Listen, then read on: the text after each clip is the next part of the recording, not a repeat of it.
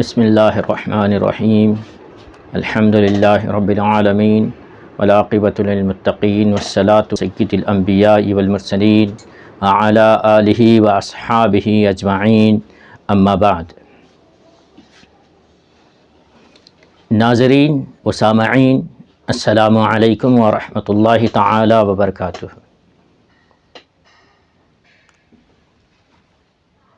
آج ہم فوائد الفوائد ملفوظات و تعلیمات سلطان المشائخ خواجہ نظام الدین اولیاء محبوب الہی رحمۃ اللہ تعالی علیہ سے تیسری جلد 9ویں مجلس پڑھنے کی سعادت حاصل کریں گے۔ حضرت خواجہ امیر حسن اعلیٰ سجزی رحمۃ اللہ تعالی علیہ نے فرمایا، اسی سال ماہ جمادی الاول کی 29 تاریخ اتوار کو قدم بوسی کی سعادت میسر آئی۔ نماز جماعت کی فضیلت کا ذکر نکلا، جماعت سے نماز پڑھنے کی فضیلت کا ذکر نکلا۔ بندے کی طرف یعنی حضرت امیر حسن اعلیٰ سجزی سے مخاطب ہو کر فرمائے، مخاطب ہوئے اور پوچھا کہ پابندی سے باجماعت نماز پڑھتے ہو؟ بندے نے عرض کی کہ میرے گھر کے قریب مسجد موجود ہے، لیکن جس جگہ ہم لوگ رہتے ہیں اگر وہاں سے غیر حاضر ہو جائیں تو کوئی نہیں ہوتا جو وہاں رکھے ہوئے کاغذ کتاب کی نگرانی کرے، رجسٹر وغیرہ کی نگرانی کرے۔ گھر ہی میں جماعت سے ادا کر لیتے ہیں۔ اور فرمایا کہ جماعت سے ادا کرنا تو ٹھیک ہے، لیکن افضل یہی ہے کہ مسجد میں پڑھیں۔ مشائخ جو ہے نماز باجماعت کی تلقین کیا کرتے تھے۔ اس کے بعد فرمایا کہ اس سے پہلے سابق انبیاء کے زمانے میں مسجد کے سوا اور کہیں نماز جائز نہیں تھی، یعنی پچھلے انبیاء کے پاس صرف مسجد ہی میں نماز پڑھنے کی اجازت تھی۔ ہمارے رسول صلی اللہ علیہ وسلم کے عہد میں یہ میسر آیا کہ ہر جگہ ادا کر سکتے ہیں۔ حضور علیہ السلام کے زمانے مبارک میں حضور علیہ السلام کے توسل سے ہمیں یہ میسر آیا کہ ہم جہاں چاہے وہاں نماز ادا کر سکتے ہیں۔ اللہ کے رسول علیہ السلام نے فرمایا، جعلت لی الارض کلھا مسجدا، یعنی تمام روئے زمین کو اللہ تبارک و تعالیٰ نے میرے لیے سجدہ گاہ بنایا۔ نیز اگلے لوگوں کے لیے زکوٰۃ مال کا چوتھائی حصہ ہوتی تھی، مال کا چوتھائی حصہ ہوتی تھی۔ ہمارے پیغمبر علیہ السلام کے عہد میں 200 درہم پر 5 درہم ہوئی، چوتھائی نہیں ہوئی بلکہ اس سے کم ہوئی۔ اس کے بعد فرمایا کہ 200 درہم میں سے جو 5 درہم دیتے ہیں تو بس یہ ہوتا ہے کہ دینے والے کو بخیل نہیں کہتے ہیں۔ لفظ بخیل سے اسے نجات مل جاتی ہے، لیکن سخی بھی نہیں کہتے۔ سخی کون ہے؟ آپ فرماتے ہیں سخی اسے کہتے ہیں جو مقررہ زکوٰۃ سے کچھ زیادہ دے، جو مقررہ زکوٰۃ ہے اس سے زیادہ دے۔ بندے نے اس درمیان عرض کی کہ یہ حدیث کیسی ہے، یہ حدیث کیسی ہے، جس کا ترجمہ یہ السخی حبیب اللہ وَإِن كَانَ فَاسِقًا، یعنی سخی اللہ کا دوست ہوتا ہے چاہے فاسق ہی کیوں نہ ہو۔ فرمایا، آپ نے فرمایا کہتے تو ہیں، قیل کہا گیا ہے۔ حاضرین میں سے کسی نے کہا کہ 40 حدیثوں کے مجموعے میں یہ حدیث بھی درج ہے، یعنی 40 میں یہ حدیث درج ہے۔ خواجہ ذکرہ اللہ بالخیر نے فرمایا کہ جو کچھ صحیحین میں ہے وہ صحیح ہے، جو کچھ صحیحین یعنی بخاری اور مسلم میں ہے وہ صحیح ہے۔ یہاں صحیح سے مراد جو ہے جو استعمال کیا جاتا ہے صحیح غلط، غلط کے مقابل والا صحیح نہیں ہے، بلکہ اصطلاحاً محدثین کی اصطلاح میں جو صحیح استعمال ہے وہ صحیح ہے، یعنی اس کا مقابل جو ہے ضعیف ہے۔ بہرحال اس کے بعد سخی اور جواد کے درمیان فرق بیان فرمایا۔ سخی کون ہے، جواد کون ہے؟ ارشاد ہوا کہ سخی وہ ہوتا ہے جو زکوٰۃ سے کچھ زیادہ دیتا ہے، لیکن جواد وہ ہے جو بہت دے۔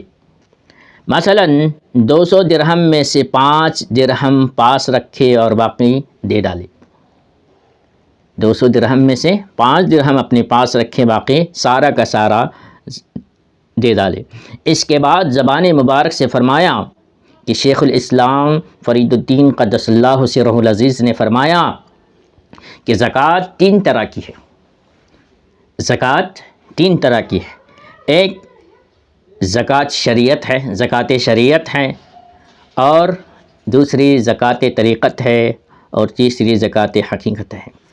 اب ان تینوں چیزوں کو زکوٰۃ شریعت، زکوٰۃ طریقت اور زکوٰۃ حقیقت کیا ہے، آپ بیان فرماتے ہیں۔ زکوٰۃ شریعت تو یہ ہے کہ 200 درہم میں سے 5 درہم دے دیں، اور زکوٰۃ طریقت یہ ہے کہ 200 درہم میں سے 5 درہم رکھیں، باقی دے دیں، باقی سارے دے دیں۔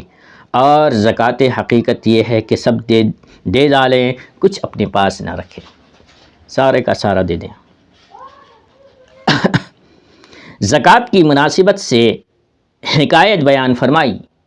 حضرت خواجہ جنید بغدادی رحمۃ اللہ تعالی علیہ اپنے عہد کے علماء سے کہا کرتے تھے، اپنے عہد کے علماء سے کہا کرتے تھے، کیا کہتے تھے؟ یا علماء السوء ادوا زکوٰۃ العلم، اے علماء سو اپنے علم کی زکوٰۃ ادا کرو، زکوٰۃ دیا کرو۔ ان سے پوچھا گیا کہ اس زکوٰۃ سے کیا مراد ہے؟ ان سے پوچھا گیا، حضرت جنید بغدادی سے پوچھا گیا کہ زکوٰۃ علم سے کیا مراد ہے؟ بولے جو 200 مسئلے تم نے یاد کیے ہیں، ان میں سے 5 مسئلوں پر عمل بھی کرو۔ جو 200 مسئلے یاد ہوئے ہیں، ان میں سے 5 مسئلوں پر عمل کیا جائے، یہ علم کی زکوٰۃ ہے۔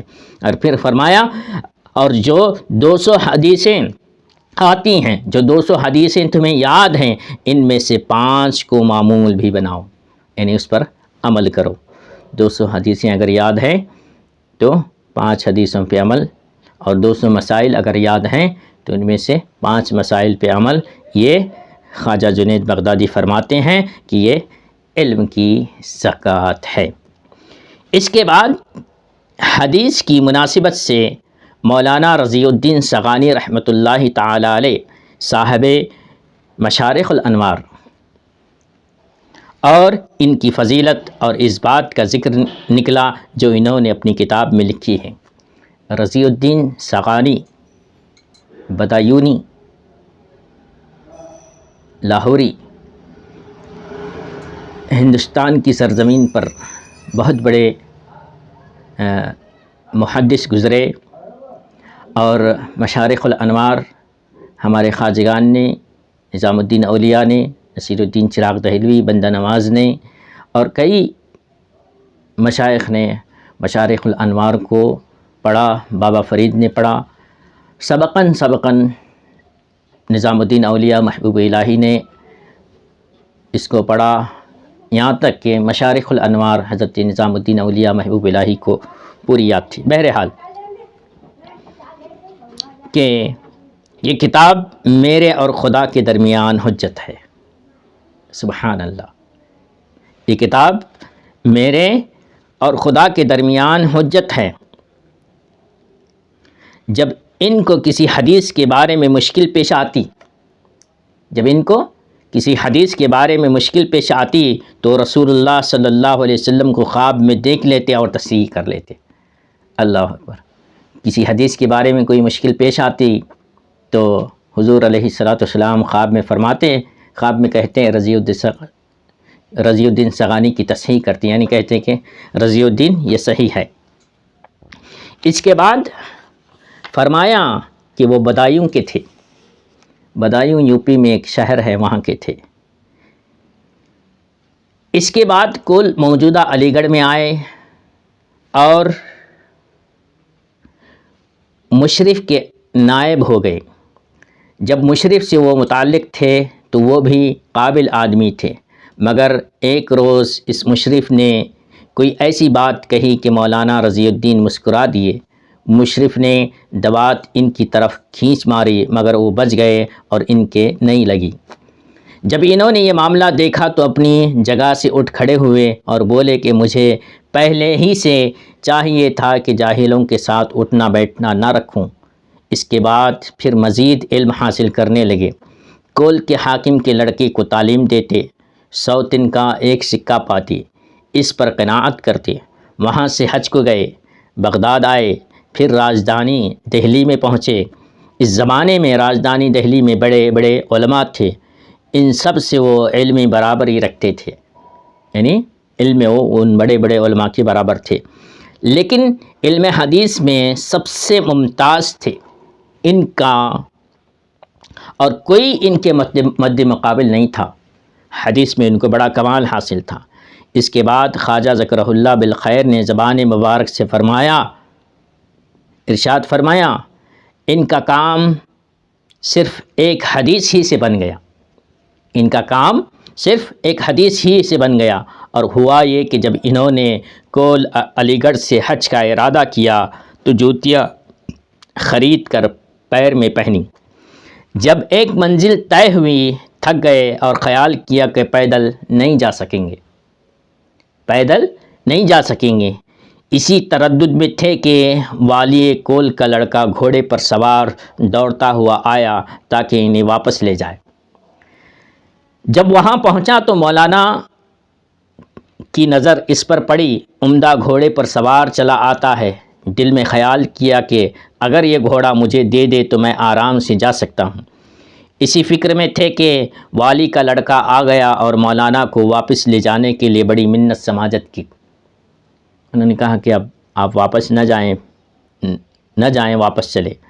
جب والی کے لڑکے نے دیکھا کہ مولانا واپس جانے والے نہیں ہیں تو بولا کہ اچھا، یہ گھوڑا جس پر سوار ہو کر میں آیا ہوں قبول فرما لے۔ مولانا نے گھوڑا لے لیا اور روانہ ہو گئے۔ مولانا رضی الدین سقانی گھوڑا لے لیے اور حج کے سفر کے لیے نکل پڑے۔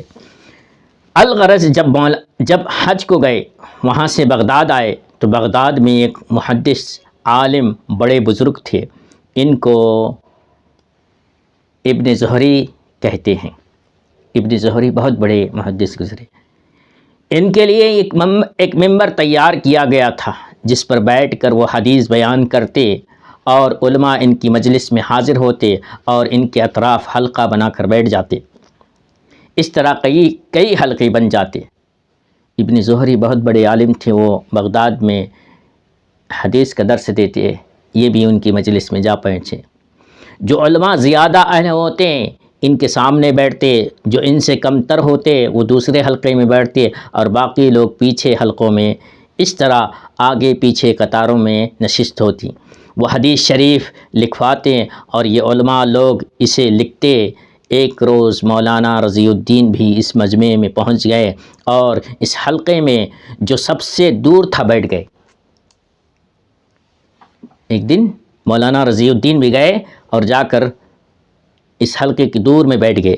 ابن زہری نے ایک حدیث بیان کی مؤذن کے ساتھ اذان میں موافقت کرنے کے سلسلے میں، یعنی اذان کے ساتھ اذان کہنے کے سلسلے میں، یعنی جب مؤذن اذان پکارے تو سننے والے کو چاہیے کہ وہ بھی اسی طرح کہے، اذان کے کلمات کو دہرائے۔ انہوں نے حدیث کا آغاز اس لفظ سے کیا کہ اذا سکب مؤذن، سکوب پانی بہانے کو کہتے ہیں، یعنی جب مؤذن کا کلمہ تم سنو تو تم بھی وہی کہو جو اس نے کہا ہے۔ جب ابن زہری نے یہ حدیث بیان کی تو مولانا رضی الدین اپنی جگہ سے بیٹھے بیٹھے آہستہ سے لوگوں کو بتایا کہ اذا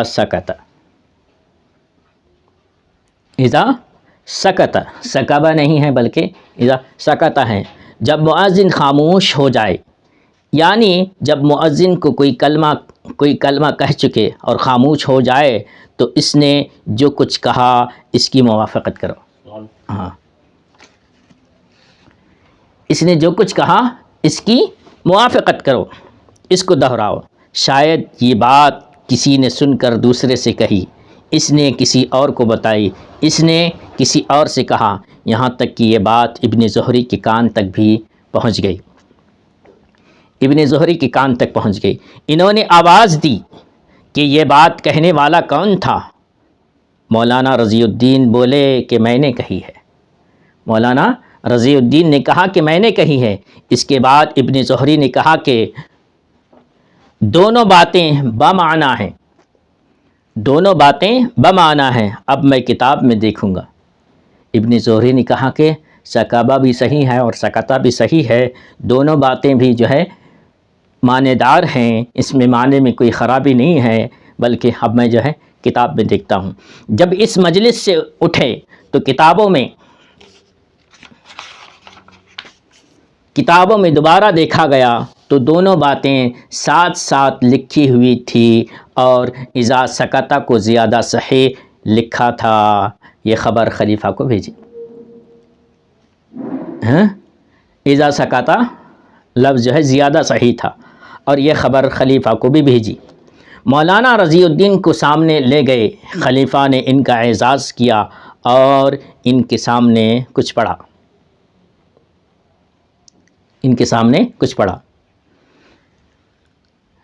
انہیں پہلے کا حال یہ ہوتا کہ کوئی بڑا محدث ہوتا تو ان کے سامنے کچھ پڑھا کرتے تھے۔ القصہ، وہاں سے دہلی آئے، شاید جس وقت وہ بدایوں میں تھے وہاں ان کے ایک استاد بڑے بزرگ اور صاحب ولایت تھے۔ ان کے پاس ایک کتاب حدیث شریف کی تھی جس کا نام ملخص تھا۔ مولانا رضی الدین نے ان سے وہ نسخہ مانگا تھا اور انہوں نے دینے میں تعامل کیا تھا۔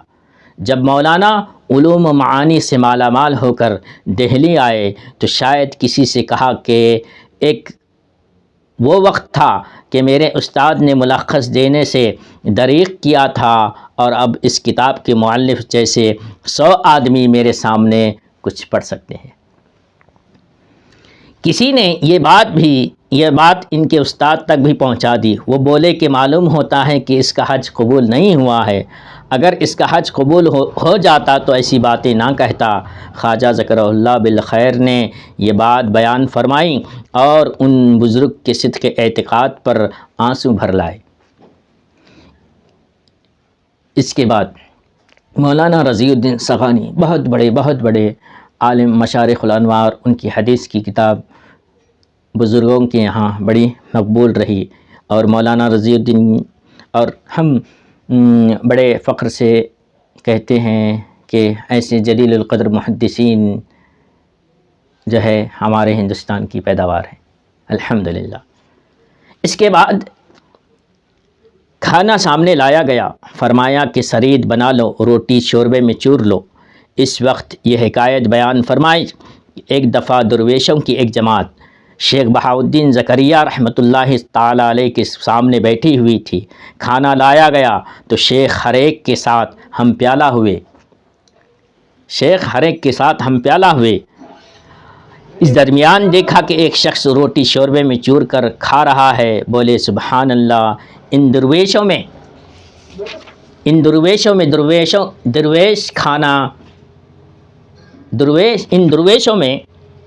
یہی درویش کھانا کھانا جانتا ہے۔ ان درویشوں میں یہی درویش کھانا کھانا جانتا ہے۔ اس کے بعد خواجہ ذکرہ اللہ بالخیر نے فرمایا، پیغمبر علیہ السلام نے فرمایا ہے کہ سرید کو دوسرے کھانوں پر ویسے ہی فضیلت حاصل ہے جو مجھے تمام پیغمبر پر اور عائشہ کو تمام عورتوں پر حاصل ہے۔ یعنی روٹی چور کر کھانا، سرید بنا کر کھانا، اس کی بڑی فضیلت ہے۔ اللہ کے رسول علیہ السلام نے فرمایا کہ تمام کھانوں پر سرید کو وہی فضیلت حاصل ہے جو مجھ کو تمام انبیاء پر حاصل ہے اور عائشہ کو تمام عورتوں پر حاصل ہے، یعنی سرید بنا کر کھانے میں بڑی فضیلت ہے۔ تو حضرت رضی الدین سغانی رحمۃ اللہ تعالیٰ علیہ کی شخصیت اور مشارق الانوار کے حوالے سے آپ نے جو بات کہی کہ فرمایا کہ یہ میرے اور خدا کے درمیان حجت ہے، بہت بڑی بات ہے۔ ہم دعا کرتے ہیں اللہ تبارک و تعالیٰ سے کہ اللہ تبارک و تعالیٰ ہمیں ان مجالس کی برکتیں عطا کرے، اور ان بزرگوں کے صدقے اللہ تبارک و تعالیٰ ہمیں مشارق الانوار پڑھنے کی توفیق عطا فرمائے۔ ارادہ ہمارا یہ ہے کہ ہم بھی جو ہے انشاءاللہ العزیز مشارق الانوار کے ذکر کو، مشارق الانوار کے درس کو انشاءاللہ العزیز ہمارے اس خواجہ امین میڈیا چینل پر انشاءاللہ بہت جلد شروع کرنے کی کوشش کریں گے۔ آپ لوگ دعا کریں خواجگان کی توجہات سے، اللہ تبارک و تعالیٰ ہماری اس کاوش کو قبول کرے اور ہماری ان مجلسوں کو قبول کریں، ان کی برکتیں اور ان کا فیضان عطا کرے، اور اللہ تبارک و تعالیٰ ہمیں حقیقی معنوں میں حدیث پڑھنے سمجھنے والا بنائے، اور ان ملفوظات کو سمجھنے سمجھانے والا بنائے، انہیں دنیا میں پہنچانے والا بنائے، اور ہماری اس خدمت کو اللہ تبارک و تعالیٰ قبول فرمائے۔ جو کچھ غلطیاں خامیاں ہم سے ہوئی، اللہ تبارک و تعالیٰ ہماری غلطیوں کو خامیوں کو خواجگان کے طفیل محبوبان بارگاہ خداوندی کے طفیل اللہ تبارک و تعالیٰ اسے قبول فرمائے اور ہماری خطاؤں کو معاف فرمائیں۔ استغفر اللہ ربی من کل ذنب واتوب الیہ، وآخر دعوانا ان الحمد للہ رب العالمین۔ السلام علیکم ورحمۃ اللہ تعالیٰ وبرکاتہ۔